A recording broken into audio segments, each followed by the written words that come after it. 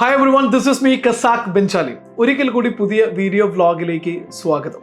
നമ്മളൊരാളോട് സംസാരിക്കുമ്പോൾ ആ സംസാരം ഏറ്റവും എഫക്റ്റീവ് ആകുമ്പോൾ മാത്രമാണ് നമ്മൾ ഉദ്ദേശിച്ച കാര്യം നടക്കുകയുള്ളൂ.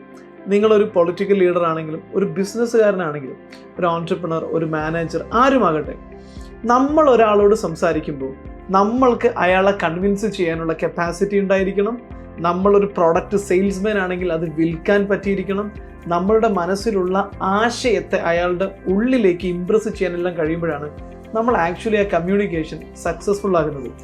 ഒരാളെ സക്സസ്ഫുൾ ആക്കുന്നതിൽ അയാളുടെ കമ്മ്യൂണിക്കേഷൻ സ്കിൽ എന്ന് പറയുന്നത് വളരെ വളരെ ഇമ്പോർട്ടൻ്റ് ആയിട്ടുള്ള കാര്യം. മനോഹരമായിട്ട് സംസാരിക്കാൻ കഴിയണം. ആളുകൾ ഇംപ്രസ് ചെയ്യുന്ന കാര്യങ്ങളായിരിക്കണം സംസാരിക്കുന്നത്. വെറുതെ എന്തെങ്കിലും പറഞ്ഞു പോകലല്ല. ഒരു കമ്മ്യൂണിക്കേഷൻ നടക്കുമ്പോൾ, ഒരാളോട് സംസാരിക്കുമ്പോൾ രണ്ട് കാര്യങ്ങളാണ് സംഭവിക്കുക. ഒന്നുകിൽ അയാൾ നിങ്ങളെ ഇഷ്ടപ്പെടും, നിങ്ങൾ പറയുന്നത് അംഗീകരിക്കും. അതല്ല എങ്കിൽ അയാൾക്ക് നിങ്ങളോടുള്ള എല്ലാ ഇഷ്ടവും ഇല്ലാതാകും. നിങ്ങൾ പറയുന്നത് അംഗീകരിക്കാതിരിക്കുകയും നിങ്ങൾക്കിടയിൽ ശത്രുതയോ വെറുപ്പോ എല്ലാം ഉണ്ടാകാനും അത് കാരണമാകും. അപ്പോൾ സംസാരിക്കുന്നതിൽ വളരെ പ്രധാനമായി ശ്രദ്ധിക്കേണ്ട, ഈ രീതിയിൽ സംസാരിച്ചു കഴിഞ്ഞാൽ നിങ്ങൾക്ക് ആരെയും ഇംപ്രസ് ചെയ്യാൻ പറ്റുമെന്ന് പറയാൻ പറ്റുന്ന കുറച്ച് സ്ട്രാറ്റജീസ് ആണ് നമ്മൾ ഇന്നിവിടെ നിങ്ങളോട് കമ്മ്യൂണിക്കേറ്റ് ചെയ്യുന്നത്. വളരെ വലിയ ആനക്കാര്യമോ അല്ലെങ്കിൽ റോക്കറ്റ് സയൻസോ ഒന്നുമല്ല. ഇത് നമ്മൾ പല സ്ഥലത്തായിട്ട് കേട്ടിട്ടുള്ള കാര്യമാണ്. പക്ഷെ ഓരോന്നോരോന്നായിട്ട് പലപ്പോഴും നമുക്ക് ഓർത്തെടുത്ത് ഇംപ്ലിമെന്റ് ചെയ്യാൻ പറ്റാറില്ല. പലപ്പോഴും നമ്മുടെ കമ്മ്യൂണിക്കേഷനിൽ ഇതിൽ ഏറ്റവും ഇമ്പോർട്ടൻ്റ് ആയ പലതും മിസ്സാവാറുണ്ട്. അപ്പോൾ അങ്ങനെ മിസ്സാവാതെ തന്നെ മനോഹരമായിട്ട് മറ്റൊരാളെ ഇംപ്രസ് ചെയ്തുകൊണ്ട് സംസാരിച്ച് നിങ്ങൾ അയാളുടെ മനസ്സിനകത്ത് വലിയ രീതിയിൽ സ്വാധീനമുറപ്പിക്കുക, സെല്ല് ചെയ്യാൻ പറ്റുക, കച്ചവടം നടത്താൻ പറ്റുക. നിങ്ങളൊരു പ്രപ്പോസൽ ഒരാൾക്ക് കൊടുക്കുകയാണെങ്കിൽ അത് റിലേഷൻഷിപ്പ് പ്രപ്പോസൽ ആകാം, ബിസിനസ് പ്രപ്പോസൽ ആകാം. അത് അയാൾ അക്സെപ്റ്റ് ചെയ്യാൻ കഴിയുന്ന രീതിയിലേക്ക് നിങ്ങളുടെ കമ്മ്യൂണിക്കേഷനിൽ വലിയ റോളുണ്ട്. ആ ഒരു കമ്മ്യൂണിക്കേഷനാണ്, സ്ട്രാറ്റജിയാണ് നമ്മളിവിടെ പറയാൻ പോകുന്നത്. Number 1, maintaining eye contact. ഇത് നമുക്ക് എല്ലാവർക്കും അറിയാം. ഒരാളോട് സംസാരിക്കുമ്പോൾ നമ്മൾ അങ്ങോട്ട് നോക്കുക, ഇങ്ങോട്ട് നോക്കുക. അയാൾ ഇങ്ങനെ സംസാരിച്ചുകൊണ്ടിരിക്കുകയാണ്, നമ്മൾ വേറെ മൊബൈൽ ഫോണിൽ എടുത്തുകൊണ്ട് കറക്കി കുത്തിക്കൊണ്ടിരിക്കുന്നു, മൊബൈൽ ഫോണിൽ നോക്കുന്നു, തല അങ്ങോട്ടും ഇങ്ങോട്ടും ചെരിച്ചുകൊണ്ടിരിക്കുന്നു. ഇത് ഒരു എഫക്റ്റീവ് കമ്മ്യൂണിക്കേഷൻ അവിടെ സ്റ്റോപ്പ് ചെയ്യും. നിങ്ങൾ അയാളുടെ മുഖത്തേക്ക് നോക്കി, അയാളുടെ കണ്ണിലേക്ക് നോക്കി നിങ്ങൾ സംസാരിക്കുന്നില്ലെങ്കിൽ നിങ്ങൾ അയാളുമായിട്ടൊരു കോണ്ടാക്ട് ഉണ്ടാക്കാൻ കഴിയില്ല, ഇംപ്രസ് ചെയ്യാൻ പറ്റില്ല. മാത്രമല്ല അയാളുടെ ഉള്ളിൽ നിങ്ങൾക്ക് സ്വാധീനം ചെലുത്താനും കഴിയില്ല. അയാൾ നിങ്ങളെ വെറുക്കുകയും ഇഷ്ടപ്പെടാതിരിക്കുകയും ചെയ്യും. നിങ്ങൾ എന്തെങ്കിലും ഒരു പർപ്പസിനാണ് പോകുന്നതെങ്കിൽ അത് നടക്കാതിരിക്കുകയും ചെയ്യും. അതുകൊണ്ട് തന്നെ പരസ്പരമുള്ള സംസാരിക്കുന്ന സമയത്ത് കണ്ണിൽ നോക്കി സംസാരിക്കുക എന്ന് പറയുന്നത് വളരെ പ്രാധാന്യം അർഹിക്കുന്ന ഒന്നാണ്. കണ്ണിൽ നോക്കി സംസാരിക്കുക, നമ്പർ 1. ആൻഡ് നമ്പർ 2, ലിമിറ്റഡ് ആയിട്ട് മാത്രം സംസാരിക്കുക. Limited talking. ഒരുപാട് ഇങ്ങനെ വളവള സംസാരിക്കലല്ല കമ്മ്യൂണിക്കേഷൻ എഫക്റ്റീവ്നെസ് എന്ന് പറയുന്നത്. വായിൽ തോന്നിയത് മുഴുവൻ പറയലോ അല്ലെങ്കിൽ ഇങ്ങനെ ഇറലവൻ്റ് ആയിട്ടുള്ള കാര്യങ്ങൾ ഇങ്ങനെ ബ്ലാ ബ്ലാ ബ്ലാ ബ്ലാ പറഞ്ഞുകൊണ്ടിരിക്കല് ഒരു നല്ല കമ്മ്യൂണിക്കേറ്ററുടെ ലക്ഷണമല്ല. നിങ്ങൾ നല്ല ലീഡേഴ്സിനെ ശ്രദ്ധിച്ചു നോക്കൂ.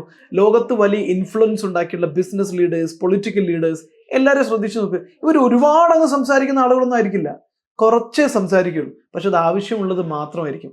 അത് പേഴ്സണൽ കമ്മ്യൂണിക്കേഷനിലാണെങ്കിലും പബ്ലിക് കമ്മ്യൂണിക്കേഷനിലാണെങ്കിലും.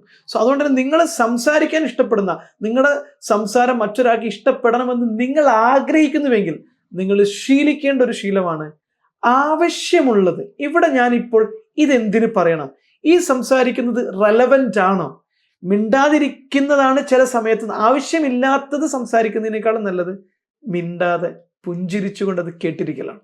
അത് മറ്റൊരാളെ കേൾക്കുമ്പോൾ പോലും നിങ്ങൾ അയാളുടെ മനസ്സിനകത്ത് സ്വാധീനം ചെലുത്തുകയാണ്. ഇറലവൻ്റ് ആയ കാര്യം സംസാരിക്കുമ്പോൾ അയാളുടെ ഉള്ളിലുണ്ടായിരുന്ന എന്തെങ്കിലും സ്വാധീനം നിങ്ങൾ ചെലുത്തിയിട്ടുണ്ടെങ്കിൽ അത് ഇല്ലാതെയാകാനും അത് കാരണമാകും. അതുകൊണ്ട് തന്നെ ആവശ്യമുള്ളത് മാത്രം സംസാരിക്കുക.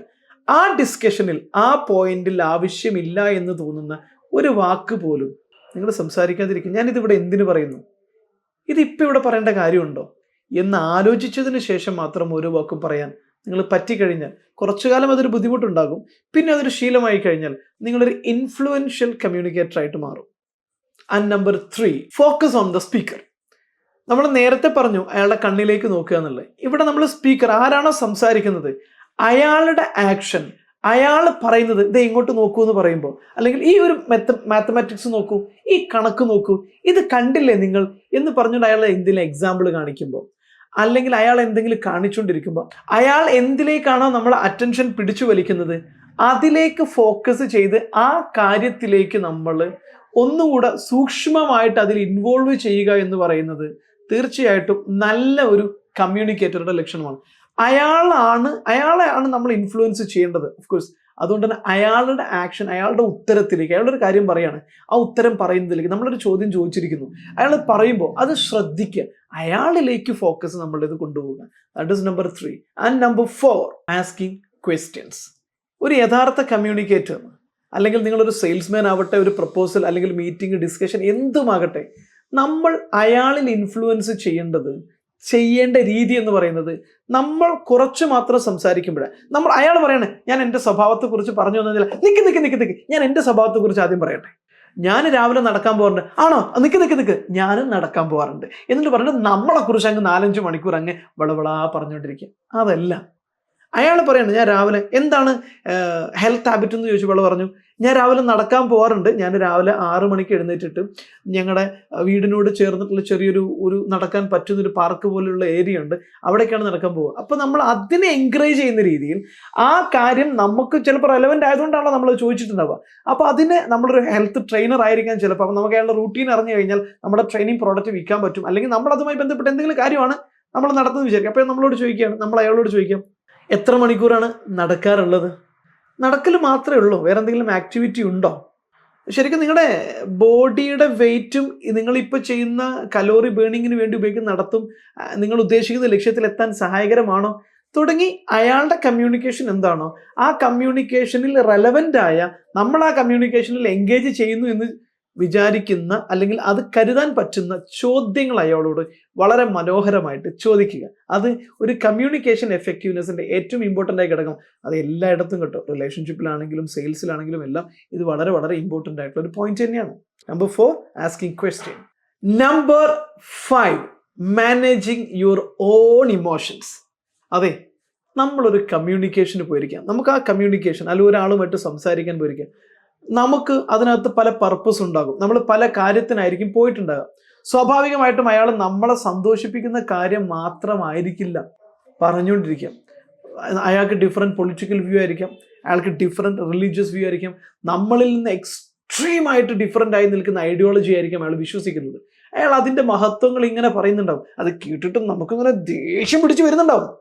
അത് നിങ്ങളുടെ മനസ്സിലങ്ങ് വെച്ചാൽ മതി, അത് അയാളുടെ മുകളിലേക്ക് എടുക്കണ്ട. അയാളുടെ പോയിന്റ് ഓഫ് വ്യൂ എന്ന് പറയുന്നത്. ലെറ്റ് ഹിം ടോക്ക്, അയാൾ പറയട്ടെ. നമ്മുടെ ഇമോഷൻ നമ്മുടെ ഉള്ളിൽ വെക്കുക, അത് എന്നെ ബാധിക്കുന്നതല്ല എന്ന് വിശ്വസിച്ച് അതങ്ങ് മാറ്റിവെച്ച് നിങ്ങൾ എന്തിനാണോ ഇവിടെ വന്നിരിക്കുന്നത്, നിങ്ങൾ എന്ത് സംസാരിക്കാനാണോ ഇയാളുടെ അടുത്ത് വന്നിരിക്കുന്നത്, അതിൽ ഫോക്കസ് ചെയ്യുക. ഇത് എന്നെ ബാധിക്കുന്ന വിഷയമില്ല, അത് അയാളുടെ കാര്യമാണ്, I don't need to talk about it എന്ന് പറഞ്ഞുകൊണ്ട് നിങ്ങൾ ആ ഇമോഷനിൽ നിന്ന് പുറത്ത് കിടക്കുക. This is what is another strategy. Number 6, കണ്ണുകൊണ്ട് മാത്രമല്ല കാണേണ്ടത്, ചെവി കൊണ്ട് മാത്രമല്ല കേൾക്കേണ്ടത്. ഒരു കമ്മ്യൂണിക്കേഷനിൽ വളരെ വളരെ ഇമ്പോർട്ടൻ്റ് ആയിട്ടുള്ള 2 ആയുധങ്ങളാണ് ചെവിയും കണ്ണും. ഈ കണ്ണ്, നമ്മൾ ഓരോ ഡയലോഗ് പറയുമ്പോഴും അയാൾ ഓരോ കാര്യങ്ങൾ പറയുമ്പോഴും നമ്മളുടെ കണ്ണിൽ തെളിയുന്ന എക്സ്പ്രഷൻസും ചെവിയിൽ കേൾക്കുന്ന കാര്യങ്ങളും രണ്ടും ഇമ്പോർട്ടൻ്റ് ആണ്. അതുകൊണ്ട് തന്നെ നിങ്ങൾ സംസാരിക്കുമ്പോൾ കണ്ണുകൊണ്ടും കൂടെ കേൾക്കണം. Yes, listen with your eyes and years. ആണോ? ശരിക്കും അങ്ങനെയാ? അയാൾ അത് നിന്നോട് പറഞ്ഞോ? നമ്മൾ ആ കേൾക്കുന്ന അയാളുടെ ഉള്ളിലുള്ള ഫീൽ നമ്മൾ അതേപോലെ അബ്സർവ് ചെയ്തു എന്ന് നമുക്ക് തെളിയിക്കാനുള്ള ഏറ്റവും നല്ല ടൂളാണ് കണ്ണ്. കണ്ണുകൊണ്ടും കൂടെ നമ്മൾ കേൾക്കാൻ പറ്റണം. അങ്ങനെയൊക്കെ ഉണ്ടായോ? That's all. ക്ലിയർ ആയല്ലോ? അതാണ് നമ്മൾ ഈ പറഞ്ഞ കണ്ണും ചെവിയും വെച്ചിട്ട് വേണം നിങ്ങൾ കമ്മ്യൂണിക്കേഷൻ നടത്താനെന്ന്. And 7, listen for idea or opportunity. നിങ്ങളൊരു ബിസിനസ്സുകാരനാണെങ്കിൽ ഓരോ വ്യക്തിയും ഓരോ പാഠപുസ്തകമാണ്, ഓരോ വ്യക്തിക്കും ഒരു അവസരങ്ങളുണ്ട്. ഞാൻ എൻ്റെ ബിസിനസ്സിനകത്ത് ഒരുപാട് പുതിയ പുതിയ അപ്ഡേഷനുകൾ നടത്തിക്കൊണ്ടിരിക്കുന്നത് അല്ലെങ്കിൽ പുതിയ പുതിയ കോഴ്സുകൾ നടത്തിക്കൊണ്ടിരിക്കുന്നതെല്ലാം ഞാൻ എൻ്റെ മുന്നിൽ കാണുന്ന ഓരോ വ്യക്തിയുമായിട്ട് നടത്തുന്ന സംഭാഷണങ്ങളെ സസൂക്ഷ്മം നിരീക്ഷിക്കുന്നതിലൂടെയാണ്. ഞാൻ റീസെൻ്റ് ആയിട്ടൊരു കോഴ്സ് ലോഞ്ച് ചെയ്തു. അതിൻ്റെ പ്രധാന കാരണമെന്ന് പറഞ്ഞു കഴിഞ്ഞാൽ ഞാൻ അപ്രതീക്ഷിതമായിട്ട് ഒരു ഹോട്ടലിൽ വെച്ച് കണ്ടുമുട്ടി, ഒരു ഈവെൻറ്റിന് പോയ സമയത്ത് ഹോട്ടലിൽ വെച്ച് കണ്ടുമുട്ടിയ ഒരാളുമായിട്ട് നടത്തിയ കോൺവെർസേഷൻ. അയാളുമായിട്ട് സംസാരിക്കുകയും അയാൾ പറഞ്ഞ ഒരു കാര്യം എന്നെ വല്ലാതെ സ്ട്രൈക്ക് ചെയ്തു. ഒരു പ്രോബ്ലം, ഒരു സംഭവം. ആ സംഭവത്തിൽ നിന്നാണ് എനിക്ക് എൻ്റെ ഒരു കോഴ്സ് 10x ട്രാൻസ്ഫോർമേഷൻ എന്ന് പറയുന്ന ഒരു കോഴ്സ് ലോഞ്ച് ചെയ്യാനുള്ള ഏറ്റവും വലിയ പ്രചോദനവും ഐഡിയയും കിട്ടുന്നത്.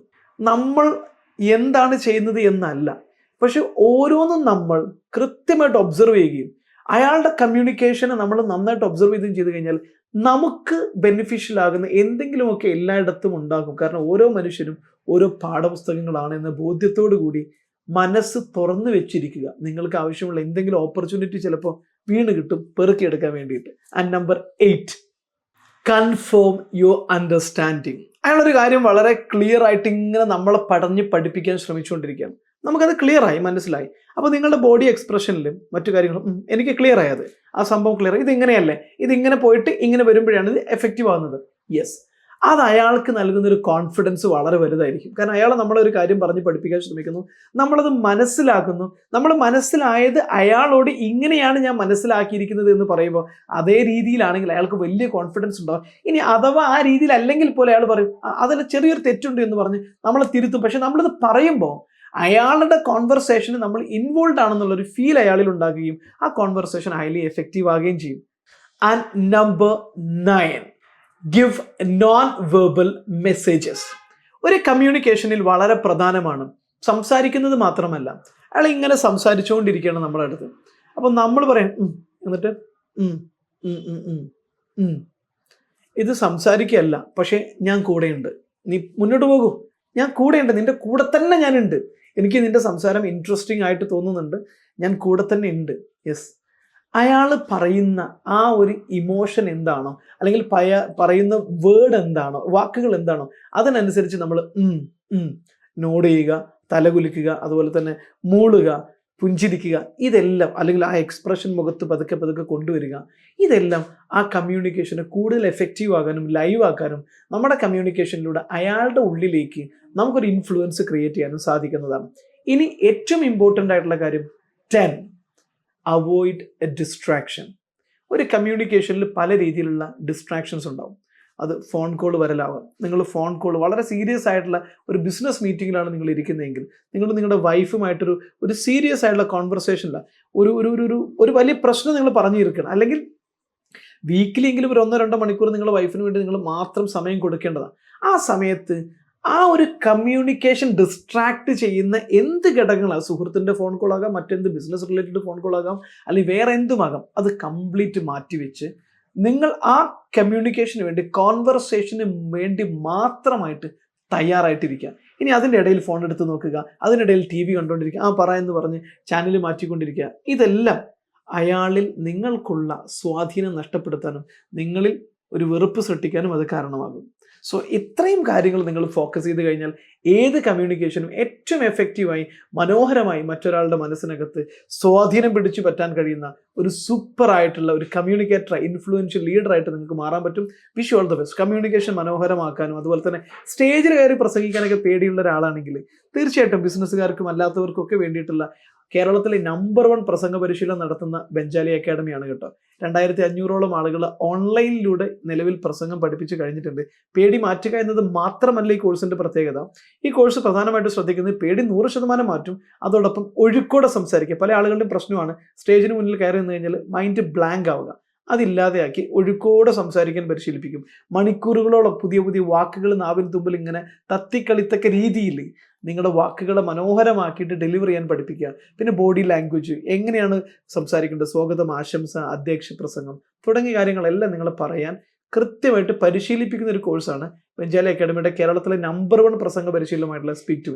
ഓൺലൈനിൽ മാത്രം ലോക്ക്ഡൗൺ വന്നതിന് ശേഷം 2500-ലേറെ ആളുകളെ നമ്മൾ ഓൾറെഡി പരിശീലിപ്പിച്ച് കഴിഞ്ഞു. ജനപ്രതിനിധികളും രാഷ്ട്രീയക്കാരും പൊതുപ്രവർത്തകരും ബിസിനസ്സുകാരും എല്ലാമായിട്ടുള്ള നിങ്ങൾക്കും അതിലൊരാളാവണം, മനോഹരമായിട്ട് സംസാരിക്കണം, ആളുകളുടെ മുന്നിൽ എഴുന്നേറ്റ് നിന്ന് ആത്മവിശ്വാസത്തോടെ സംസാരിക്കണം എന്നുള്ള ആഗ്രഹം ഉണ്ടെങ്കിൽ താഴെ കാണുന്ന നമ്പറിൽ വിളിക്കുക, കോൺടാക്ട് ചെയ്യുക. എല്ലാവിധ ആശംസകളും. Thank you so much. This is me കസാക് ബെഞ്ചാലി, business coach and success strategist.